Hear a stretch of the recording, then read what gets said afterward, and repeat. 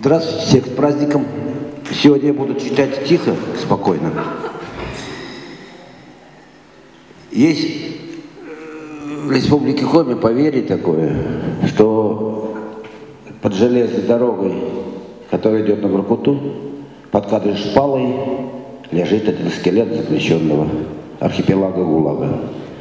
Вот. И я написал такое стихотворение, когда отмечали День репрессий.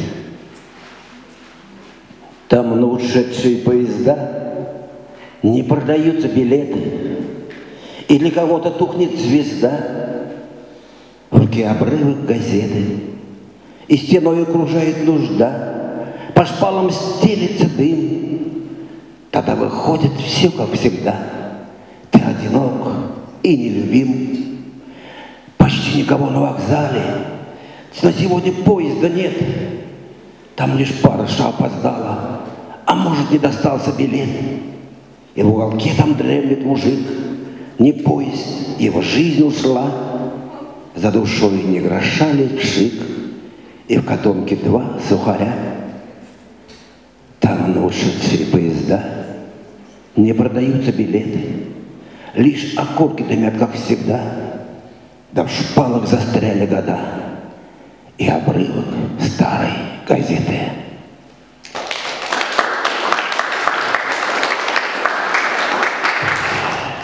Март, весна. Такое стихотворение. Завтра будет восход.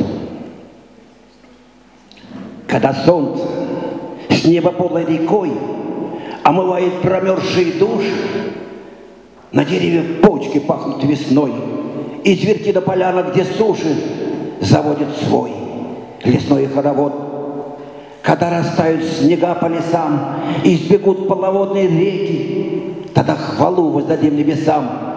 Выйдет вода из ледовой опеки, загудит на реке пароход. Когда счастье из души ключом, тогда и сердце любовь с крылами. Свою звезду найдем в небе ночном и добрыми укроемся с нами. Мы знаем, завтра будет восход.